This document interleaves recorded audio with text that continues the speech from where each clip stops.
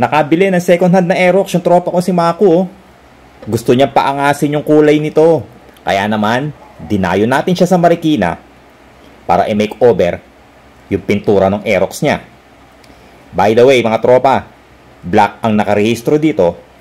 Kaya naman, black dapat din halos ang gagawin nating bagong design dito.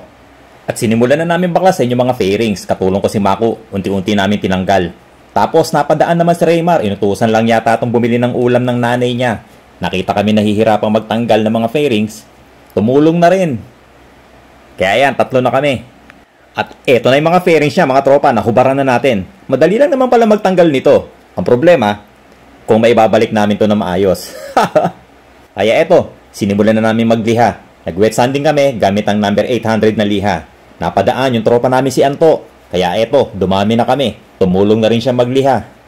At medyo natagal lang kami magliha dito, mga tropa, dahil yung dati niyang pintura, medyo magaspang, medyo bukol-bukol, kaya kailangan natin pantayin yan bago tayo magbuga ng primer.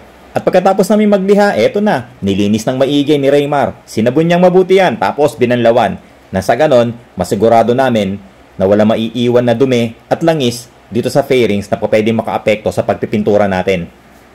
At after matuyo ng mga fairings, eto na, nagbubuga na tayo ng primer, mga tropa. Nagbubuga tayo ng Surfacer UCH210. Ito yung primer gray. At ang inilagay ko rito, tagda-2 coats, mga tropa. At pagkatapos matuyo ng primer, nagbuga naman tayo ng black gray matte. Ang code nito, K414. At ang angas, tignan mo naman, parang nasa production line. May taga-abot, may taga-salansan. Basta ako, taga-pintura lang. At natuyo na yung black gray matte natin, kaya naman ngayon, prepare na natin yung gagamitin ko para sa design. Gagawin ko tong marble effect na black, mga tropa. So as usual, gagamit ulit ako dito ng plastic wrap. So ganun ulit, nilukot natin yan ng pahaba na sa ganun, yung pattern niya, linya-linya. Game, mag-marble effect na tayo, mga tropa. So gumamit ako dito, black 30109. Inispray ko lang to dito sa nilukot natin na plastic. Tapos, ilalapat natin dito sa fairings na ginagawa natin. At ang posisyon, padiagonal. Katulad ng mga nauuna nating mga ginagawa, padiagonal yung ginagawa natin, tapos pinupuno natin yan ng isang direksyon. So, kailangan mapuno natin ng isang direksyon, tapos pasaliwa naman. Ibig sabihin, salungatan, mga tropa. So, nakita nyo, para na siya mga X pattern. Kaliwaan, para mas magandang tignan pagka napuno na. At eto na ang itsura niya, mga tropa. Isa lang muna yung papakita ko sa inyo dahil pare-parehas lang naman ang procedure. So, eto na. Nakita nyo yung mga linya. Saliwaan. So, ang ganda ng effect, di ba? Mas marami, mas maganda. At sobrang dominante na yung black niya. At pagkatapos ng marble effect, eto na. Mag-a-apply na tayo ng top coat clear. Ang gamit natin dito, Clear 1128. Ang sistemang ginawa ko dito, mga tropa, no? Binugahan ko to ng top coat clear o yung Clear 1128, 3 coats, mga tropa. Tapos pinatuyo naming mabuti yan. And then, nagliha ulit kami, number 800 wet sanding. So, tulong-tulong ulit kami magliha, mga tropa. Na sa ganon, bumilis yung trabaho namin. So, eto na. Ang ina-apply ko ngayon, last and final coat. Wet application.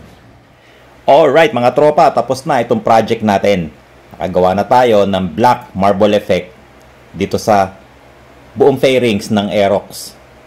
So ulit ang ginamit natin dyan, black gray matte, tapos kinombi natin ng black 3109.